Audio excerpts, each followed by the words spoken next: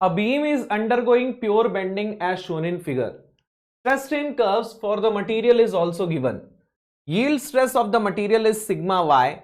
Which of the options given represent the bending stress distribution at cross section AA after plastic yielding? तो आपको यहां पे stress strain curve दिया हुआ है. स्ट्रेस स्ट्रेन कर्व में आपको एक चीज नोटिस करनी है कि यील्डिंग के बाद स्ट्रेसेस जो है वो कांस्टेंट हो जाते हैं. आपने ये चीज माइल्ड स्टील के स्ट्रेस स्ट्रेन कर्व में देखी होगी कि यील्डिंग जैसे ही स्टार्ट होती है जो स्ट्रेस है वो लगभग कांस्टेंट हो जाता है, राइट. उसके बाद स्ट्रेन हार्डनिंग होती है, लेकिन यहां वो स्ट्रेन हार्डनिंग का कॉन्सेप्ट नहीं है. आपको यहां जो स्ट्रेस स्ट्रेन कर्व दिया है उसमें यही बोल रहा है कि यील्डिंग चालू होते ही ये कांस्टेंट हो गया है, स्ट्रेस कांस्टेंट हो गया है. तो जब मैं इस बीम को बेंड करूंगा और किसी भी क्रॉस सेक्शन में यील्डिंग स्टार्ट होगी तो उसका मतलब क्या है, उस क्रॉस सेक्शन में जहां जहां स्ट्रेस यील्ड स्ट्रेस को क्रॉस कर जाएगा वहां स्ट्रेस कांस्टेंट हो जाएगा. तो अगर हम यूजुअली बेंडिंग की बात करें तो स्ट्रेसेस जो हैं वो लिनियरली वैरी करते हैं, है ना. यूजुअली अगर मैं बेंडिंग की बात करूं तो किसी भी क्रॉस सेक्शन में स्ट्रेसेस जो हैं वो लिनियरली वैरी करते हैं, कुछ इस प्रकार से लिनियरली वैरी करते हैं. ओके, लेकिन ये तभी तक जब तक यील्डिंग नहीं स्टार्ट हुई है. ओके, तो मान लीजिए कि यील्ड स्ट्रेंथ जो है वो 300 मेगा पास्कल है. ओके, और अभी जो मैक्सिमम स्ट्रेस आ रहा है वो 200 मेगा पास्कल है. तो this is the correct diagram. लेकिन अगर मान लीजिए यील्ड स्ट्रेंथ क्रॉस हो जाता है, यील्ड स्ट्रेस क्रॉस हो जाता है, तो फिर क्या होगा. अब उसमें भी अलग अलग केसेस हैं. अलग अलग केसेस क्या हैं, अलग अलग केस ये है कि मान लीजिए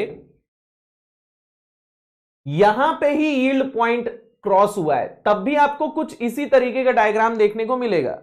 लेकिन मान लीजिए इस पॉइंट पे यील्ड स्ट्रेस क्रॉस हो गया है. देखिए यहां पे मैक्सिमम स्ट्रेस आएगा लेकिन उसके नीचे स्ट्रेस की वैल्यू थोड़ी कम रहेगी. तो लेट्स से कि ये जो पॉइंट है ये यील्ड पॉइंट को क्रॉस कर जाता है, मतलब इसके ऊपर वाले सारे ही पॉइंट्स यील्ड पॉइंट को क्रॉस करेंगे. तो अगर मैं ये मान लूं कि इस पॉइंट पे स्ट्रेस की वैल्यू 300 मेगा पास्कल है, लेट्स से इन पॉइंट्स पे, इन दोनों पॉइंट्स पे स्ट्रेस की वैल्यू जो है वो 300 मेगा पास्कल है, मतलब इन पॉइंट्स ने यील्डिंग को क्रॉस किया है. ओके, अब इसके ऊपर का जो स्ट्रेस होगा वो भी यील्ड पॉइंट को क्रॉस ही किया होगा ना, क्योंकि इसके ऊपर इससे ज्यादा ही स्ट्रेस हो सकता है, इससे कम तो होगा नहीं. लेकिन अकॉर्डिंग टू द डायग्राम 300 से ज्यादा स्ट्रेस होगा ही नहीं. 300 क्रॉस करने के बाद हर पॉइंट का स्ट्रेस क्या हो जाएगा, कांस्टेंट हो जाएगा. तो बेटा इसके ऊपर का जो स्ट्रेस रहेगा ना वो भी 300 ही रहेगा, कुछ इस प्रकार से. वैसे ही कंडीशन जो है वो यहां पर भी बनेगी, इसके नीचे का स्ट्रेस 300 ही रहेगा, कुछ इस प्रकार से. ओके,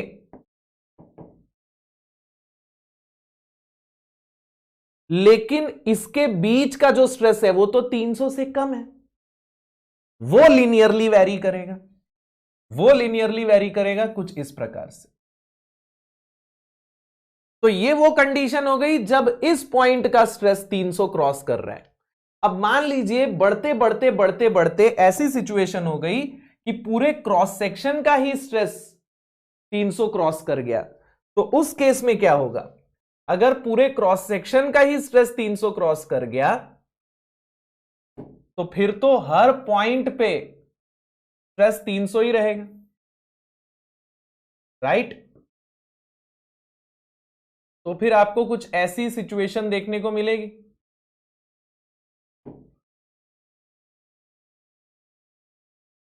न्यूट्रल एक्सिस के ऊपर टेंशन में रहेगा, नीचे कंप्रेशन में रहेगा, लेकिन हर पॉइंट का स्ट्रेस जो रहेगा वो 300 ही रहेगा, क्योंकि पूरे क्रॉस सेक्शन में यील्डिंग हो चुकी है, राइट.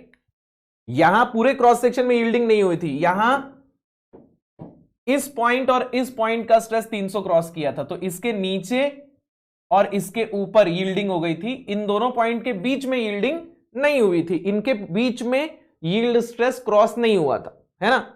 तो अब आप इन डायग्राम से, इन एक्सप्लेनेशन से समझ गए होंगे कि डायग्राम कैसा बन सकता है। एक तो ऐसा बन सकता है कि यील्डिंग हुई है लेकिन पूरे क्रॉस सेक्शन में नहीं हुई है, बीच में नहीं हुई है, ऊपर और नीचे हुई है। और एक ऐसा कंडीशन हो सकता है कि पूरे क्रॉस सेक्शन में यील्डिंग हो चुकी है। तो अब कौन कौन सा डायग्राम जो है वो बन सकता है? तो एक तो ये डायग्राम बन सकता है, पूरे क्रॉस सेक्शन में यील्डिंग हो गई है, और एक ये बन सकता है कि कुछ पोर्शन में यील्डिंग हुई है।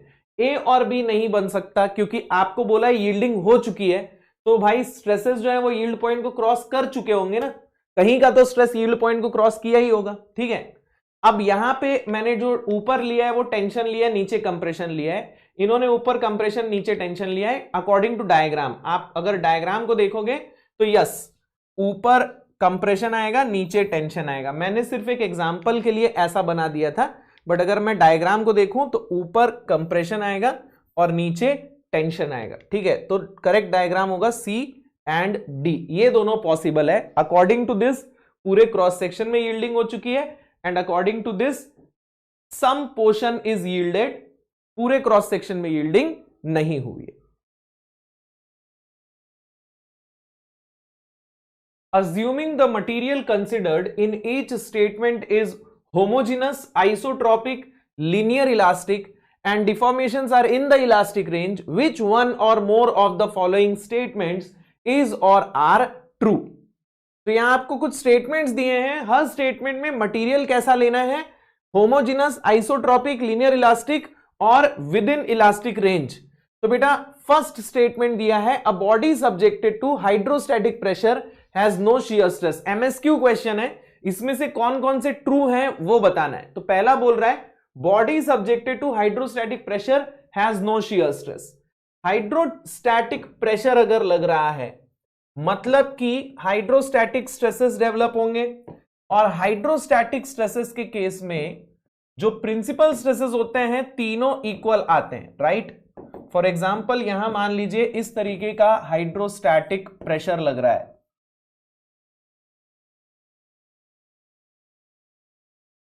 Okay, so this will B sigma, this will B sigma, this will B sigma. तो प्रिंसिपल स्ट्रेसेस सारे क्या हो गए,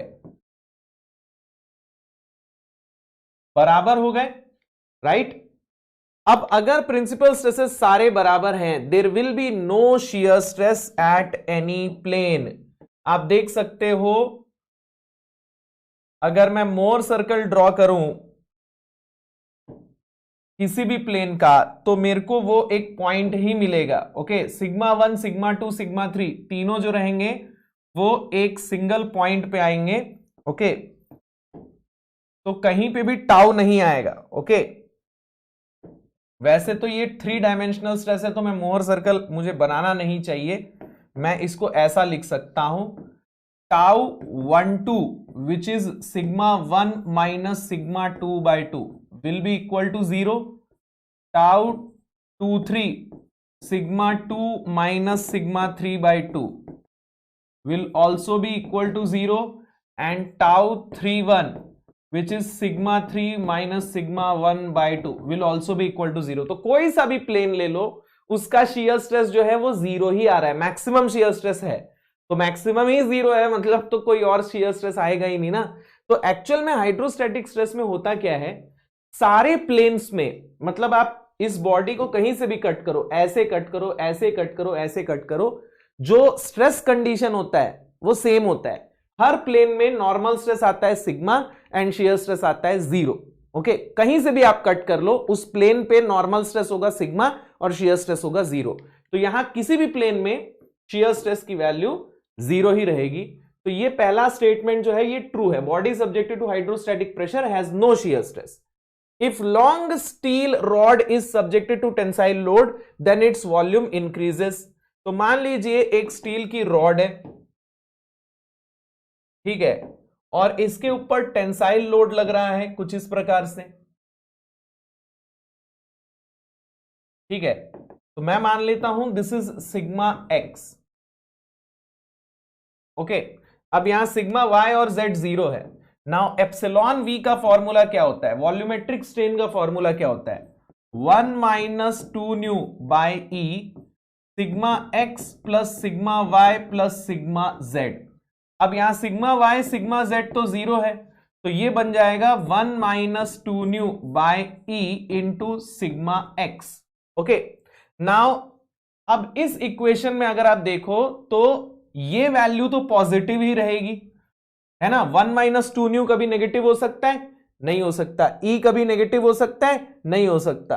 1 माइनस 2 न्यू नेगेटिव क्यों नहीं हो सकता? क्योंकि न्यू मैक्सिमम 0.5 हो सकता है, मैक्सिमम 0.5 हो सकता है, तो ये 0 हो सकता है लेकिन ये नेगेटिव नहीं हो सकता, राइट। तो सिग्मा एक्स भी पॉजिटिव ही है, as 1 minus 2 nu E and sigma x all are positive, epsilon v will be positive, hence volume increases, है ना भाई। ये तीनों ही वैल्यूज पॉजिटिव, ये भी पॉजिटिव, ये भी पॉजिटिव, ये भी पॉजिटिव, तो एप्सिलॉन भी पॉजिटिव ही आएगा, वॉल्यूम इंक्रीज ही होगा, ठीक है। तो ये जो स्टेटमेंट है ये भी करेक्ट है कि अगर एक लॉन्ग स्टील रॉड है जिसमें टेंसाइल लोड लग रहा है, इसका वॉल्यूम इंक्रीज ही होगा। Then maximum shear stress theory is suitable for failure analysis of brittle material, ये गलत है। मैक्सिमम शियर स्ट्रेस थ्योरी जो है that is suitable for ductile materials. अगर आपने मशीन डिजाइन में थ्योरीज ऑफ फेलियर पढ़ा है तो आपको पता होगा कि मैक्सिमम नॉर्मल स्ट्रेस थ्योरी जो है वो ब्रिटल मटेरियल्स के लिए सुटेबल होती है and maximum shear stress theory ductile material के लिए सुटेबल होती है। क्यों? क्योंकि डक्टाइल मटेरियल्स जो हैं वो शियर में वीक होते हैं, तो इसीलिए उनके लिए शियर स्ट्रेस थ्योरी बेटर होती है। लेकिन ब्रिटल मटेरियल टेंशन में वीक होते हैं तो उनकी नॉर्मल स्ट्रेस थ्योरी बेटर है। अगर आपने थ्योरीज ऑफ फेलियर नहीं पढ़ा है देन आई वुड रिक्वेस्ट कि इस स्टेटमेंट को जज करने से पहले, इस स्टेटमेंट में ट्रू और फॉल्स निकालने से पहले आप थ्योरीज ऑफ फेलियर पढ़ें, वहां से आपको क्लैरिटी मिलेगी कि why this is not true. Okay, तो maximum shear stress theory is suitable for failure of ductile materials, not brittle materials. And last is, if a portion of beam has zero shear force, corresponding portion of the elastic curve of the beam is always straight. तो अगर मान लीजिए किसी beam में zero shear force लग रहा है, zero shear force का मतलब क्या है? अगर जीरो शियर फोर्स है देन उसका बेंडिंग मोमेंट जो होगा वो कांस्टेंट होगा, तो प्योर बेंडिंग वाली सिचुएशन बनती है। ओके, आपने प्योर बेंडिंग का कॉन्सेप्ट अगर पढ़ा है तो आपने ये पढ़ा होगा कि प्योर बेंडिंग का मतलब क्या होता है। प्योर बेंडिंग का मतलब होता है dm by dx यानी s is 0 and in case of pure bending the elastic curve is circular। अगर यूलर बर्नौलीज बीम थ्योरी आपने पढ़ी है तो वहां हम यही पढ़ते हैं ना कि प्योर बेंडिंग के केस में जो इलास्टिक कर्व बनता है यानी कि बीम के बेंड होने के बाद का जो कर्व बनता है that is circular, right.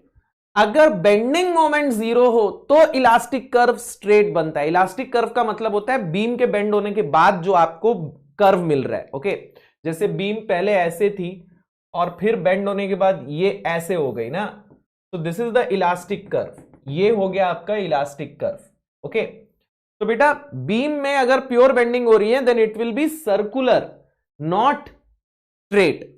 Bending moment 0 होने पे इट विल रिमेन स्ट्रेट, अगर बेंड ही नहीं हो रहा तो स्ट्रेट रहेगा, है ना। तो बेंडिंग मोमेंट 0 होने पे स्ट्रेट रहेगा, शियर फोर्स 0 होने पे स्ट्रेट नहीं रहेगा। Okay, so the answers to these questions are A and B. A and B are true, C and D are false.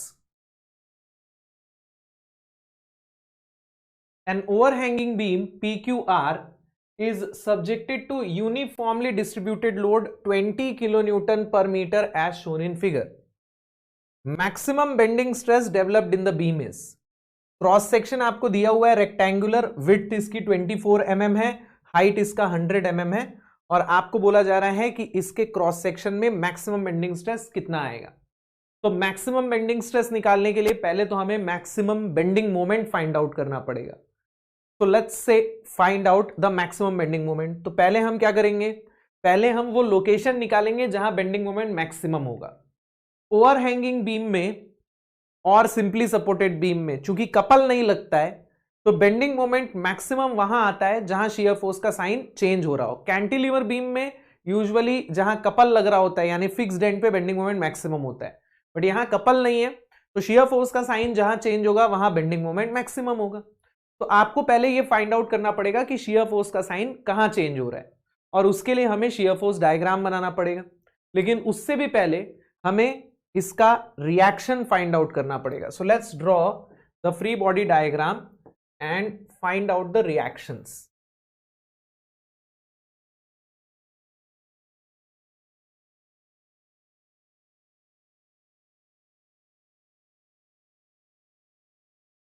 तो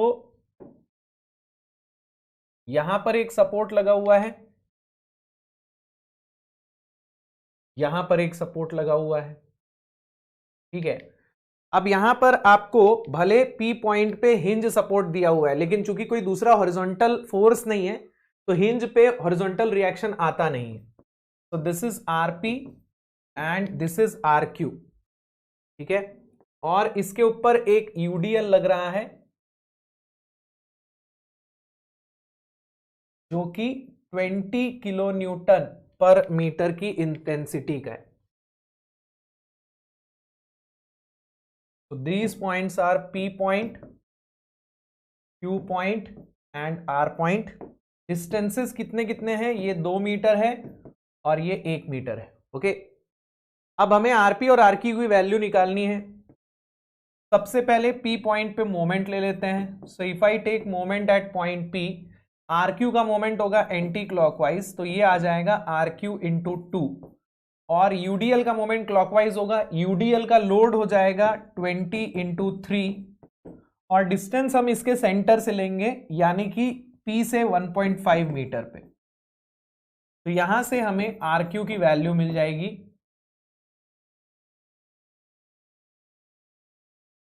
तो ये आ रहा है 45 किलो न्यूटन। तो अगर RQ 45 किलो न्यूटन है तो RP कितना होगा? So from summation of Fy equal to 0, RP plus RQ must be equal to 20 into 3। तो RQ अगर 45 है तो RP 15 किलो न्यूटन हो जाएगा। Now once we get RP and RQ, अब हम इसका शियर फोर्स डायग्राम बना के ये फाइंड आउट करेंगे कि शियर फोर्स का साइन कहां चेंज हो रहा है।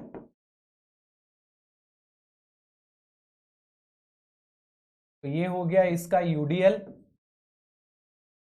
विच इज 20 किलो न्यूटन पर मीटर, यहां लग रहा है 15 किलो न्यूटन और यहां लग रहा है 45 kilo newton. This is point P, point Q, point R, this is 2 metre, this is 1 metre.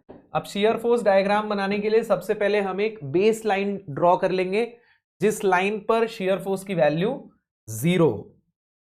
तो this is the base line, यहां शियर फोर्स की वैल्यू 0 है।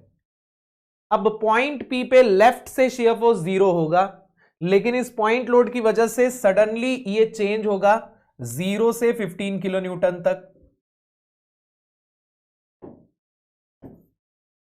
देन पॉइंट P से लेके Q तक UDL लग रहा है और UDL कितना लग रहा है? 20 इंटू 2 40 और ये डाउनवर्ड लग रहा है, तो 15 माइनस 40 यानी कि माइनस 25 किलो न्यूटन तक ये नीचे जाएगा लिनियरली। लेकिन 45 किलो न्यूटन का एक पॉइंट लोड भी है तो उसकी वजह से सडनली चेंज होगा -25 प्लस 45 20 किलो न्यूटन तक, लाइक दिस। उसके बाद ये वापस लिनियरली चेंज होगा यहां से यहां तक +20 और -20, this will go to 0। So this is the shear force diagram of the beam और यहां आप देख सकते हैं sign of shear force 2 points पे चेंज हो रहा है, एक पॉइंट Q पे और दूसरा इसको मैं बोल देता हूं पॉइंट S। तो अब हमें ये देखना पड़ेगा कि पॉइंट Q और पॉइंट S में से बेंडिंग मोमेंट मैक्सिमम कहां आ रहा है। वैसे तो आप एरिया देख के बता सकते हो आसानी से। देखिए पॉइंट S का बेंडिंग मोमेंट जो है वो इस एरिया के बराबर होगा। अब ये एरिया छोटा दिख रहा है कंपेयर टू दिस एरिया ना, पॉइंट Q पे बेंडिंग मोमेंट इस एरिया के बराबर है। तो आपको एरिया से ही समझ में आ रहा होगा ये एरिया बड़ा है, ये एरिया छोटा है, इसीलिए मैंने ना थोड़ा to the scale diagram draw किया है।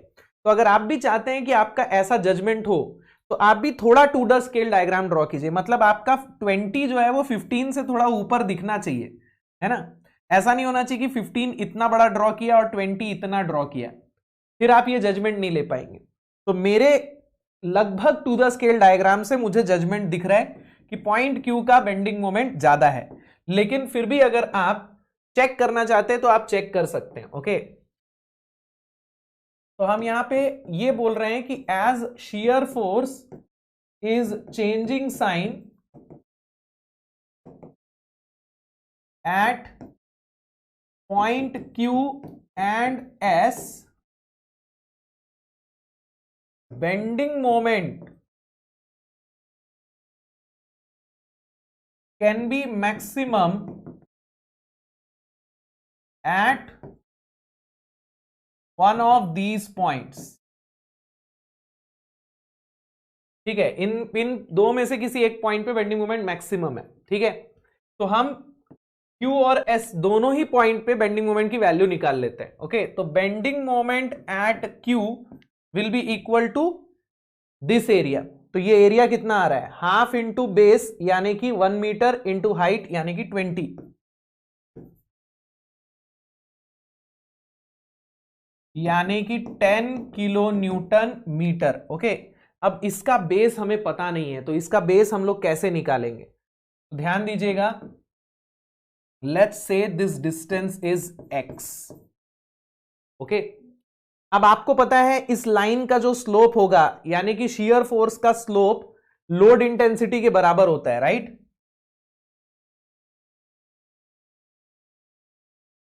Slope of shear force diagram is equal to load intensity, right. तो ds by dx equal to W। अब भाई इसका ds कितना है, 15 है, dx कितना है, x है, dx यानी कि ये x है, और इसके ऊपर लोड इंटेंसिटी कितनी है, 20 है। तो यहां से x की वैल्यू आ जाएगी 15 बाय 20 यानी कि 0.75 मीटर। तो आपको x की वैल्यू मिल चुकी है 0.75 मीटर। तो अब हम यहां पॉइंट S का बेंडिंग मोमेंट भी निकाल सकते हैं, half into base 0.75 into height 15। तो ये आ जाएगा 5.625 किलो न्यूटन मीटर। तो आपको यहां मैक्सिमम बेंडिंग मोमेंट मिल चुका है, M maximum is 10 kilo newton metre. इन दोनों में से जो भी बड़ा हो, तो वो तो हम ऐसे ही बता रहे थे कि मैक्सिमम यही आएगा। ठीक है, अब हमें मैक्सिमम बेंडिंग मोमेंट मिल चुका है तो हम बेंडिंग स्ट्रेस भी निकाल सकते हैं। तो बेंडिंग स्ट्रेस मैक्सिमम कैलकुलेट करना है, राइट। तो maximum bending stress sigma maximum will be equal to M into Y maximum by I। अब y maximum rectangular cross section के लिए क्या होगा, h/2 होगा, और I क्या होगा, bh³/12 होगा। तो रेक्टेंगुलर सेक्शन के लिए सिग्मा मैक्सिमम का फॉर्मूला क्या बन जाता है, 6m/bh²। आप चाहें तो याद रख सकते हैं क्योंकि मोस्ट ऑफ द क्वेश्चंस जो आते हैं बेंडिंग स्ट्रेस कैलकुलेशन के वो सर्कुलर और रेक्टेंगुलर सेक्शन के ही आते हैं। ठीक है, तो यहां m की वैल्यू हम रख देते हैं 10 किलो न्यूटन मीटर यानी 10 इंटू 10⁶ न्यूटन mm। आपको किलो न्यूटन मीटर को न्यूटन mm में कन्वर्ट करना पड़ेगा। मैं यही लिख देता हूं, this is going to be 10 into 10⁶ newton mm। ठीक है, किलो न्यूटन का 10⁻³ और मीटर का 10⁻³ डिवाइडेड बाय bh²। अब यहां विड्थ कितनी दी हुई है, विड्थ आपको दी हुई है 24 और हाइट दी हुई है 100, तो ये हो जाएगा 24 इंटू 100 का स्क्वायर। तो यहां से आपको maximum bending stress mega pascal में मिल जाएगा।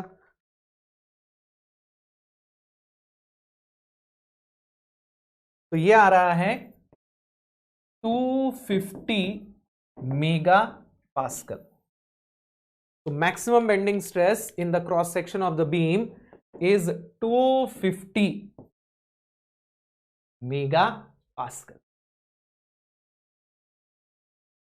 Consider an elastic straight beam of length L equals to 10 pi meter with square cross section of side A equals to 5 mm and Young's modulus E is equal to 200 gigapascal. This straight beam was bent in such a way that the two ends meet to form a circle of mean radius R.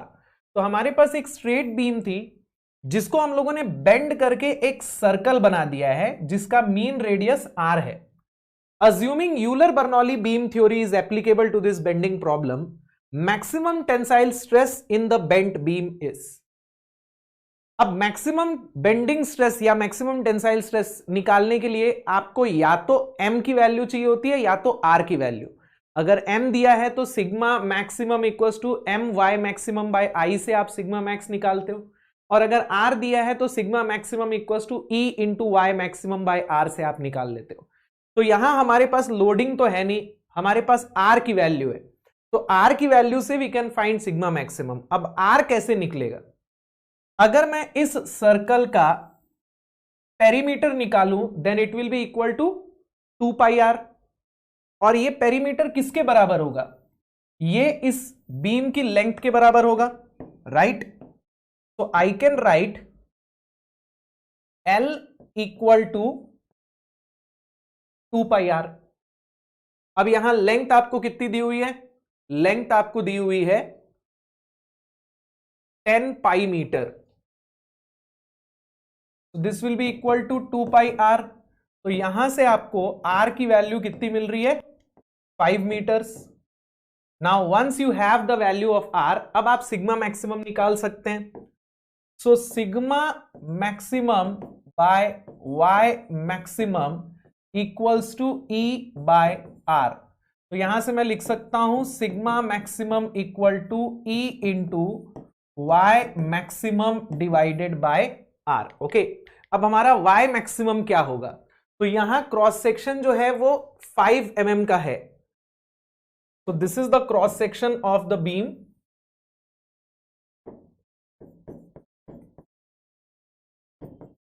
जिसकी side length 5 mm है, this is the neutral axis. तो neutral axis से maximum distance कितना होगा? तो ये total distance 5 mm है, यानी कि this is going to be 2.5 mm and this is going to be 2.5 mm। So y maximum is 2.5 mm, right?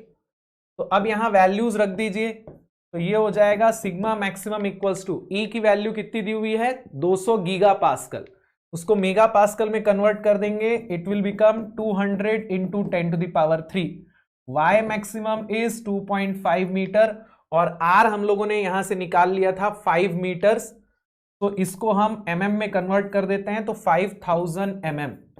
तो यहां से सॉल्व करके we will get the value of sigma maximum. So it will be 200 into 10 to the power 3 into 2.5 divided by 5000. So it is going to be 100 megapascal. So the answer to this question is 100 megapascal. A wire of circular cross section of diameter 1 mm is bent into circular arc of radius 1 meter by application of pure bending moment at its ends. Young's modulus of the material is 100 gigapascal. Maximum tensile stress developed in the wire is. तो यहां आपको radius of curvature दिया हुआ है bend होने के बाद, है ना? तो हम ये इक्वेशन लगा सकते हैं sigma maximum equals to E into Y maximum divided by R, sigma by Y equals to E by R, वहां से ये इक्वेशन आती है, राइट। तो वैल्यूज रख देते हैं। तो E की वैल्यू 100 गीगा पास्कल है, यानी 100 into 10 to the power 3 mega pascal. Y maximum कितना होगा, डायामीटर 1 mm है, तो वाई मैक्सिमम हो जाएगा 1/2 mm। और R की वैल्यू कितनी दी हुई है, R 1 मीटर दिया हुआ है, तो 1 into 10 to the power 3 mm। तो यहां से you will get the value of sigma maximum. Okay, तो ये हो जाएगा 50 mega pascal, right. 10 to the power 3 10 to the power 3 cancel हो जाएगा, 100/2 यानी कि 50 mega pascal is the correct answer to this question.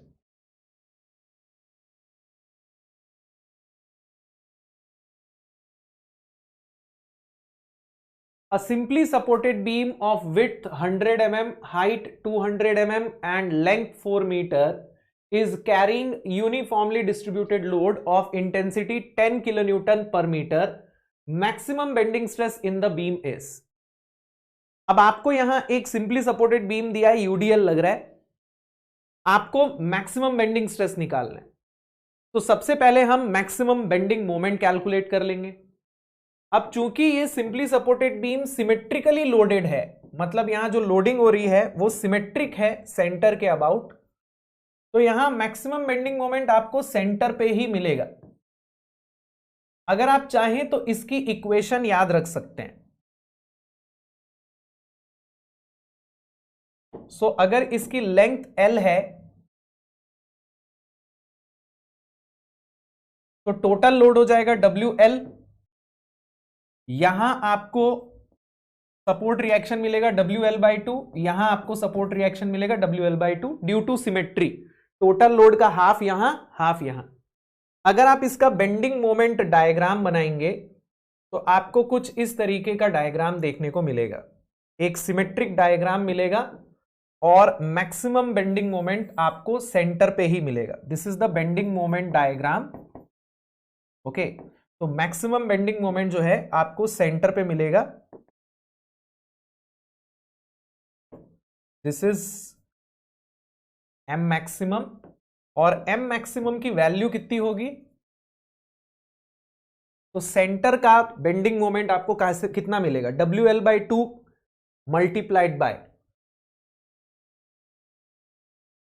L/2 minus UDL का यहां से यहां तक का सेंटर तक का टोटल लोड कितना हो जाएगा, WL/2 हो जाएगा, एंड उसके सेंटर से यहां तक का डिस्टेंस L/2 तक का अपने को UDL लेना है, तो उसके सेंटर से यहां तक का डिस्टेंस L/4 हो जाएगा। तो M maximum will be equal to WL² minus WL²/8, यानी कि WL²/8। चाहे तो आप ये फॉर्मूला याद रख सकते हैं, क्योंकि यूजुअली आपको बेंडिंग स्ट्रेस निकालने पे इसी तरीके के क्वेश्चन आते हैं। अब यहां W की वैल्यू आपको दी हुई है 10 किलो न्यूटन पर मीटर और लेंथ दी हुआ है 4 मीटर।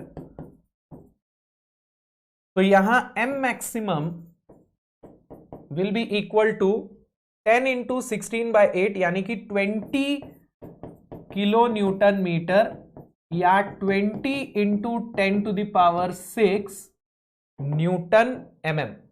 तो this is the maximum bending moment. Okay, अब हमें बेंडिंग स्ट्रेस कैलकुलेट करना है। तो बेंडिंग स्ट्रेस कैलकुलेट करने के लिए हम ये वाला फॉर्मूला लगा सकते हैं, sigma maximum equal to M into Y maximum by I। अब यहां आपको रेक्टेंगुलर सेक्शन दिया हुआ है, right, width 100 mm, height 200 mm। Y maximum हो जाएगा h/2 एंड I हो जाएगा BH³/12। तो यहां से आपको इक्वेशन मिलती है 6m/BH²। रेक्टेंगुलर सेक्शन और सर्कुलर सेक्शन के लिए सिग्मा मैक्स का डायरेक्ट फॉर्मूला याद होना चाहिए। रेक्टेंगुलर के लिए होता है 6m/BH², सर्कल के लिए होता है 32m/πd³। क्योंकि मैक्सिमम टाइम यही दो क्रॉस सेक्शन के ऊपर सवाल आता है। तो m हम निकाल चुके हैं 20 इंटू 10⁶ न्यूटन mm, और b की वैल्यू है 100, h की वैल्यू है 200।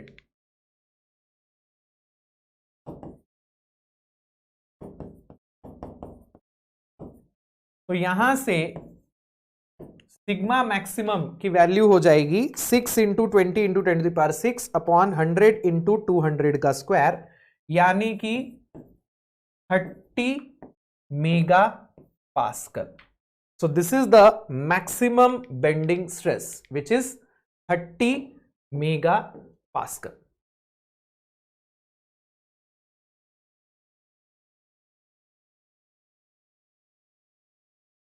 Consider a beam with circular cross section of diameter d.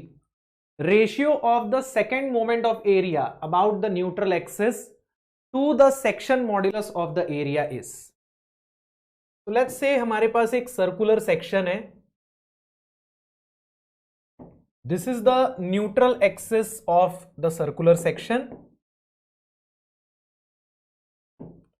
and इसका हमें रेशियो कैलकुलेट करना है second moment of area about the neutral axis to the section modulus.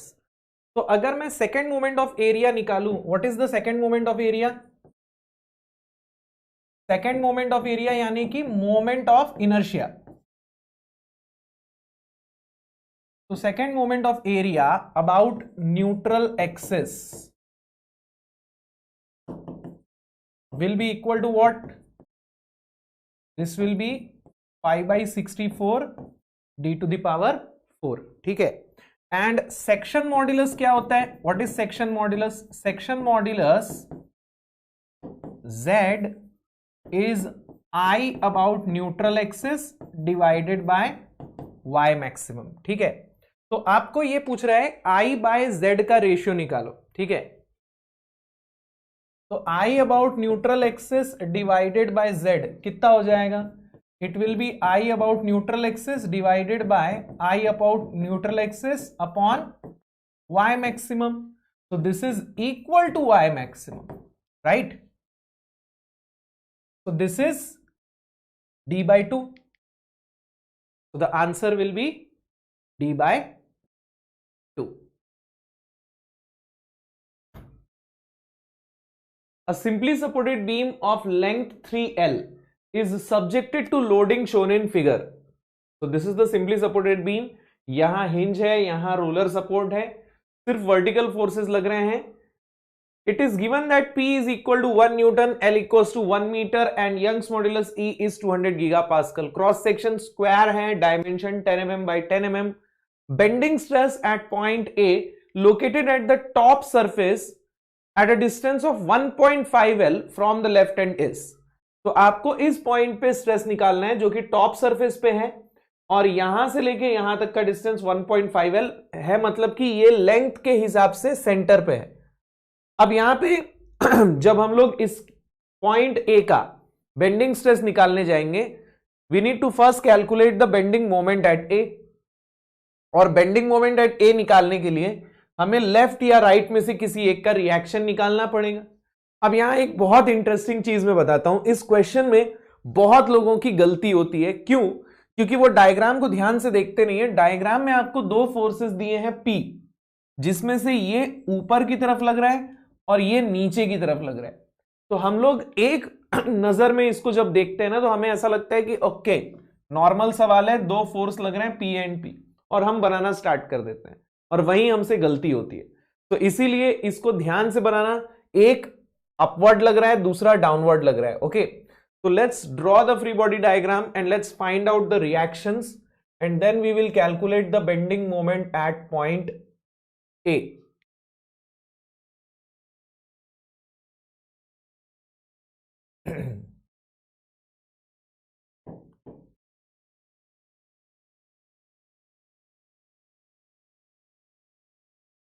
So this is upward force P, this is downward force P.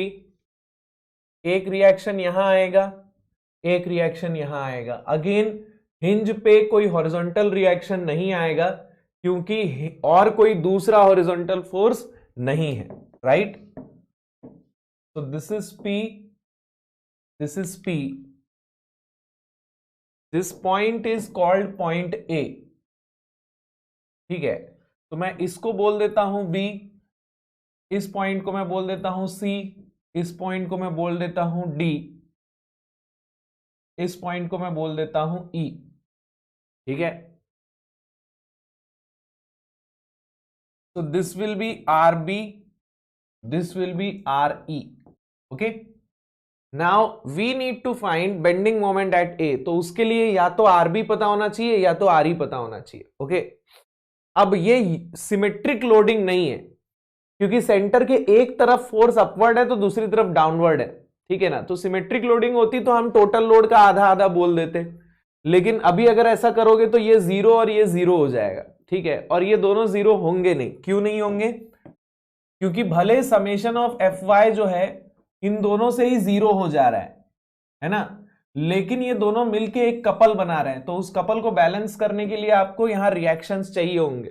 ठीक है, अब मैं क्या करूंगा, मैं ई पॉइंट पे मोमेंट ले लूंगा. ठीक है, ये डिस्टेंसेस हमें पता है, this distance is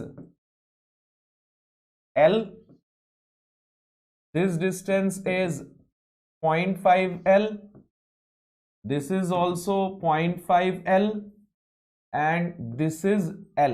okay, so if I take moment at point E equal to 0, तो RB का मोमेंट कितना आ जाएगा, RB मल्टीप्लाइड बाय 3L. ठीक है, और ये क्लॉकवाइज रहेगा.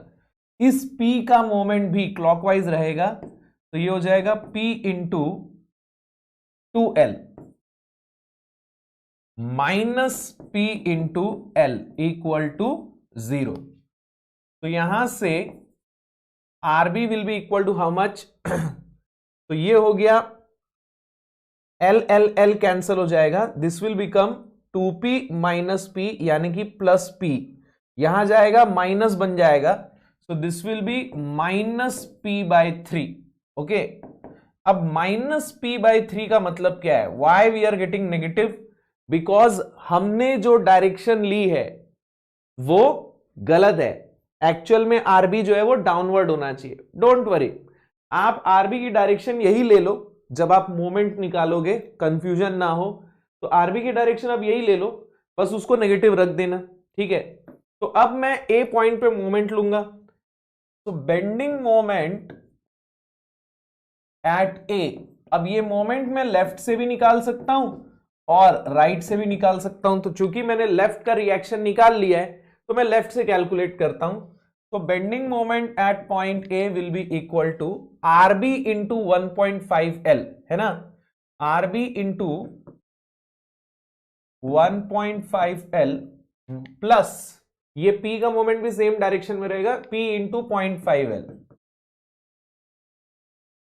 ठीक है, अब यहां मैं आरबी की वैल्यू रख देता हूं, तो RB is minus P by 3 into 1.5L plus P into 0.5L. अब यहां पे देखिए ये 1.5 बाई 3 कितना होगा, 0.5 होगा, तो minus P into 0.5L and plus P into 0.5L. This is going to be equal to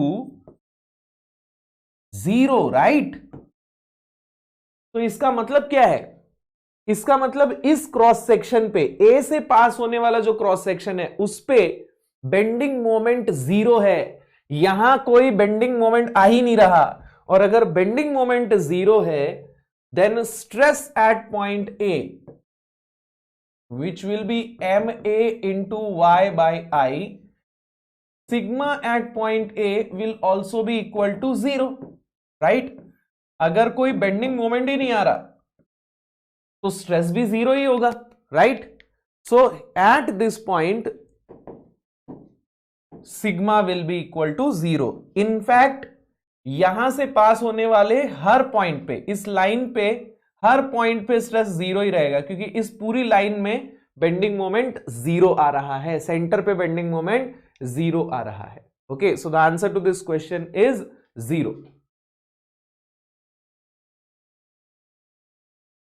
The cross sections of two solid bars made of same material are shown in figure. square cross section has flexural rigidity I1 and circular section has flexural rigidity I2. Both sections have same cross sectional area. Ratio I1 by I2 is. तो यहां आपको दो section दिए हुए हैं, एक square है और एक सर्कुलर है. आपको दोनों के फ्लेक्सुरल रिजिडिटी का रेशियो निकालना है. अब इन्होंने फ्लेक्सुरल रिजिडिटी को ना आई से डिनोट कर दिया है. वैसे तो फ्लेक्सुरल रिजिडिटी होता है ई इंटू आई, ठीक है, लेकिन दोनों का ई सेम है, तो जब आप फ्लेक्सुरल रिजिडिटी का रेशियो लोगे ई कैंसिल हो जाएगा, I1 बाय I2 ही आएगा. ओके, तो देखो एक स्क्वायर सेक्शन है और एक सर्कुलर सेक्शन है. Okay, this will be the neutral axis जो कि सेंट्रॉइड से पास होगा. अब मान लेते हैं कि इसका साइड का लेंथ जो है दैट इज ए. ओके,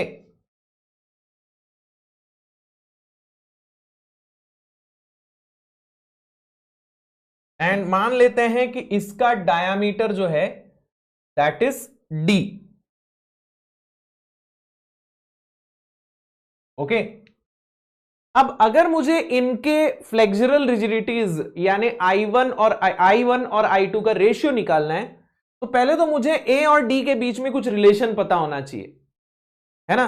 अब वो रिलेशन मुझे कैसे मिलेगा, तो मुझे यहां पे दिया हुआ है कि इनका एरिया सेम है, cross sectional area of both the sections are same. तो एरिया को इक्वेट करके I can find out what will be the relation between A and D. Okay, तो area of circular section equals to area of rectangular section. ये तो given है, तो circular section का area हो जाएगा pi by 4 D square, rectangular section का area हो जाएगा ए इंटू ए. ओके, तो यहां से आ जाएगा D square by A square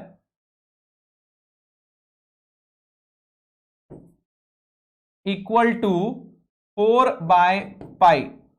तो यहां से आ जाएगा D by A equals to 2 by root pi. ठीक है, तो डी और ए का रेशियो मैंने निकाल लिया है 2 बाय रूट पाई. अब मुझे क्या निकालना है, flexural rigidity I1 by I2. I1 किसका है, स्क्वायर सेक्शन का फ्लेक्सुरल रिजिडिटी है, और I2 किसका है, सर्कुलर सेक्शन का फ्लेक्सुरल रिजिडिटी है. ओके, सो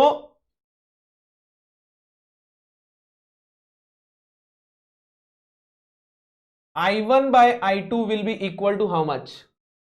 देखिए, फ्लेक्सुरल रिजिडिटी EI होता है, लेकिन दोनों का E बराबर है, मैं बार बार बोल रहा हूं. ओके, तो यहां आपको I1 बाय I2 मतलब उनके मोमेंट ऑफ इनर्शिया का ही रेशियो मिलेगा. ओके, तो मेरे भाई I1 by I2 will be equal to E into इसका मोमेंट ऑफ इनर्शिया कितना होगा, स्क्वायर सेक्शन का moment of inertia will be a to the power 4 by 12 about neutral axis, है ना. BH क्यूब बाय 12 होता है, B और S तो दोनों A ही है, तो a to the power 4 by 12. और सर्कुलर सेक्शन के लिए ये हो जाता है pi by 64 D to the power 4. E cancel हो जाएगा, ठीक है. तो दिस विल बिकम, यहां 64 ऊपर जाएगा, 12 नीचे आएगा, तो 64 by 12 this is 16 by 3.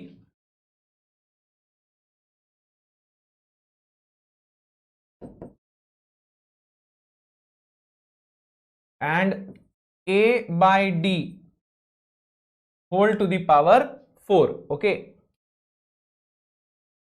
now d by a हम निकाल चुके हैं 2 बाई रूट पाई, तो ये हो जाएगा root pi by 2 to the power 4. तो I1 by I2 will be equal to how much, this is 16 by 3 pi. अब रूट पाई का स्क्वायर करेंगे तो पाई होगा, और रूट पाई का टू द पावर 4 करेंगे तो पाई स्क्वायर हो जाएगा, राइट. तो ये हो जाएगा पाई स्क्वायर डिवाइडेड बाय 16। तो I1 by I2 will be equal to pi by 3।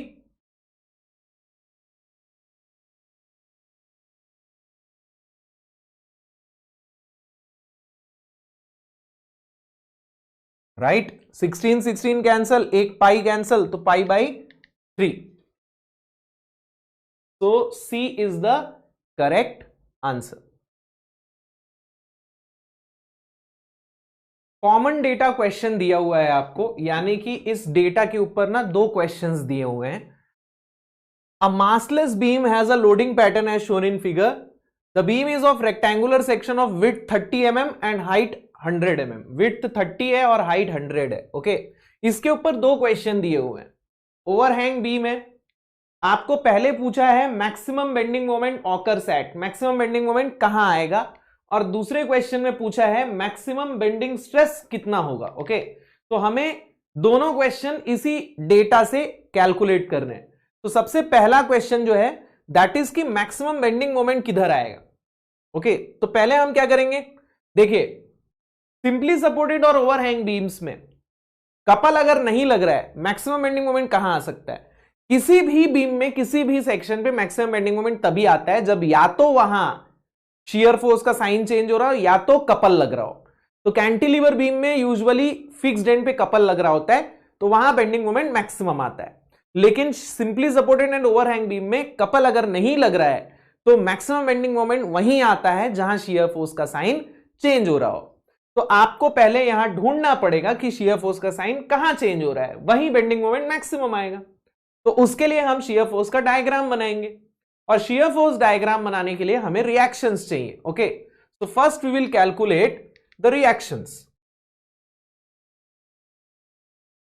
So let's call this RA and let's call this RC. So this is the free body diagram of the beam. Okay, इसके ऊपर load लग रहा है 3000 Newton पर metre. इसको मैं 3 kilo newton पर metre बोल देता हूं ना, थोड़ा कैलकुलेशन आसान हो जाएगा। तो मैंने इसको मीटर में और उसको किलो न्यूटन पर मीटर में रख दिया है। ओके, अब यहां मुझे RA और RC की वैल्यू चाहिए। तो सबसे पहले मैं C पॉइंट पे मोमेंट ले लेता हूं। तो if I take moment at point C, RA का मोमेंट क्लॉकवाइज आएगा and it will be RA into 4। UDL का मोमेंट उल्टा आएगा एंटी क्लॉकवाइज, तो ये हो जाएगा -3 इंटू 2। ये हो गया लोड, और सेंटर से C तक का डिस्टेंस हो गया 1। तो यहां से RA की वैल्यू आपको कितनी मिल जाएगी, ये हो जाएगा 6 डिवाइडेड बाय 4, यानी कि 1.5 किलो न्यूटन। अब RA आ गया तो RC भी मिल जाएगा। Summation of Fy equal to 0 करेंगे तो summation of Fy equal to 0 से RA plus RC will be 3 into 2, यानी कि 6 किलो न्यूटन। तो RA अगर 1.5 है तो RC जो है 4.5 होगा, तभी तो दोनों का सम जो है वो 6 किलो न्यूटन होगा। तो 1.5 एंड 4.5। ओके, अब हम इसका शियर फोर्स डायग्राम ड्रॉ करेंगे।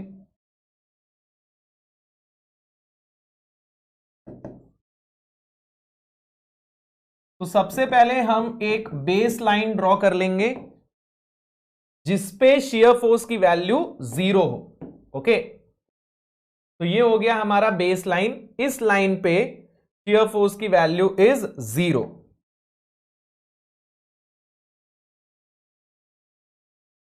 अब इस पॉइंट पे शियर फोर्स जो है वो सडनली चेंज होगा। It will go from 0 to 1.5।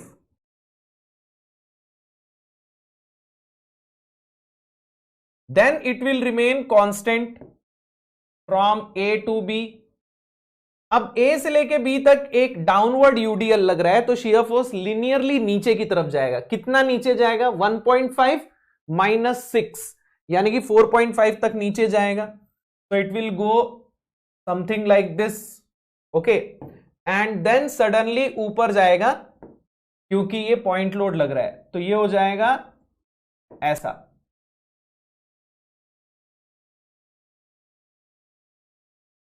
ठीक है, So this is the shear force diagram. Okay. अब ये जो shear force diagram है क्लियरली आपको दिख रहा है कहां साइन चेंज कर रहा है, right? This shear force diagram is changing sign somewhere here. Let me call this point D. Okay. इस D का लोकेशन हम C से फाइंड आउट कर सकते हैं. Let's say this distance is X. अब इसको निकालने के ना आपके पास तीन तरीके होते हैं. ये जो डिस्टेंस x है ना, ये निकालने के तीन तरीके हैं. क्या क्या तीन तरीका है? पहला तरीका है सिमिलर ट्रायंगल. आप इन दोनों ट्रायंगल्स में सिमिलर ट्रायंगल प्रॉपर्टी लगा दीजिए, है ना. इसकी हाइट है 1.5, इसकी हाइट है 4.5, इसका विड्थ है, बेस है x, इसका बेस कितना हो जाएगा 2 - x. तो एक तो सिमिलर ट्रायंगल है. दूसरा, इस पॉइंट पे शियर फोर्स की वैल्यू 0 होगी. ठीक है, तो शियर फोर्स की इक्वेशन बन जाएगी x के टर्म्स में कितनी, 4.5 - 3 × x. उसको आप 0 से इक्वेट कर दीजिए. यह दूसरा तरीका है. तीसरा, slope of this line must be equal to load intensity, right? तो इस लाइन का स्लोप कितना होगा, 4.5 divided by x. This will be equal to load intensity 3. तो वहां से भी आ जाएगा. तो मैं तीसरे मेथड से बना देता हूं. हालांकि कैलकुलेशन दूसरे और तीसरे दोनों ही मेथड में सेम आएगा. पहला मेथड जो है सिमिलर ट्रायंगल, उसमें थोड़ा सा लंबा कैलकुलेशन जाता है. ओके, तो slope of shear force diagram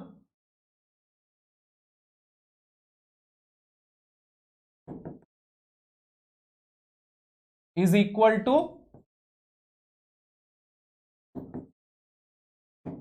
load intensity, right? अब मैं इस पॉइंट को D बोला हूं ना, इस पॉइंट को मैं कुछ नाम दे देता हूं. ABCD हो चुका है ना, इस पॉइंट को मैं E बोल देता हूं. ओके, तो स्लोप ऑफ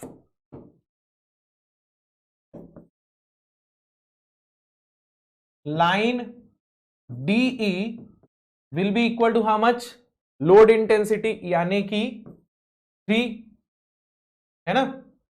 तो अब इसका स्लोप कितना हो जाएगा, 4.5 divided by x. This will be equal to 3. तो x will be equal to 1.5 metre.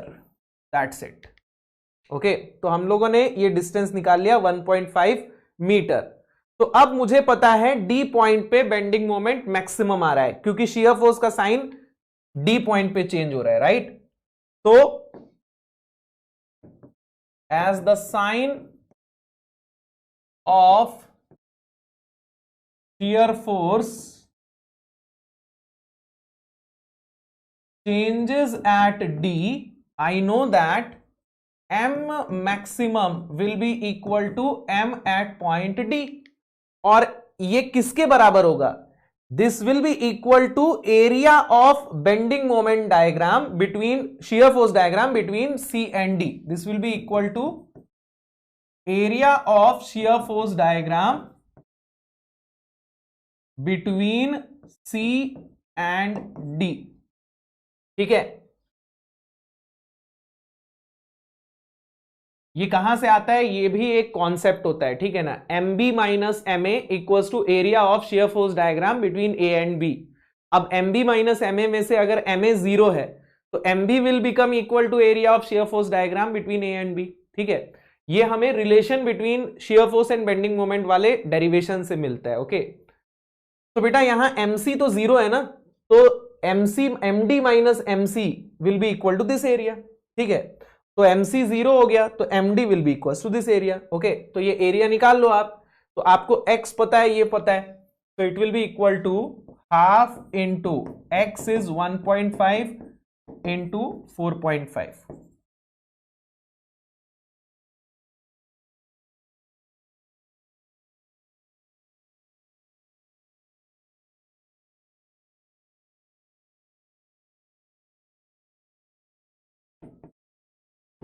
तो 3.375 किलो न्यूटन मीटर. ओके, हालांकि इस पर्टिकुलर क्वेश्चन में तो आपको बस यही बताना है कि ये कितने डिस्टेंस पे है, राइट? तो C से 1.5 मीटर पे है, तो ए से कितने पे होगा? 4 मीटर इन माइनस 1.5 मीटर ना।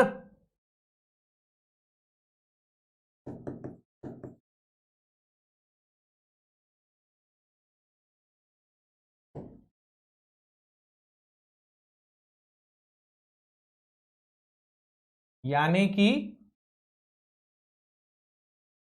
2.5 मीटर या 2500 mm।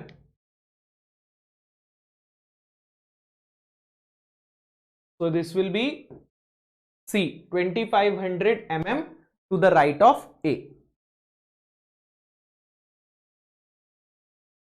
नाउ इसी कॉमन डेटा क्वेश्चन में, इसी कॉमन डेटा के ऊपर एक सेकंड क्वेश्चन भी है।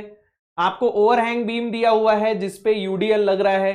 तो पहले क्वेश्चन में आपसे पूछा था कि मैक्सिमम बेंडिंग मोमेंट कहां आएगा, तो वो हमने निकाल लिया और लगे हाथ हमने मैक्सिमम बेंडिंग मोमेंट भी निकाल लिया using the area of shear force diagram, right, which is 3.375 kilo newton metre.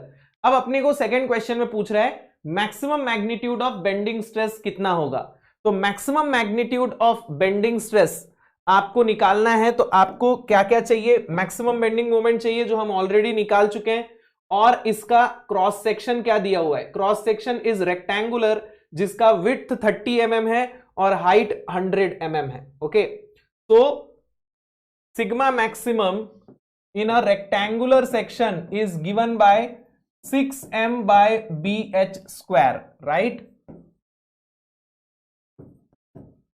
तो m की वैल्यू हो गई आपकी 3.375 किलो न्यूटन मीटर, तो ये हो जाएगा 3.375 into 10⁶ newton mm। Okay, and width हो गया इसका 30 और हाइट हो गया इसका 100।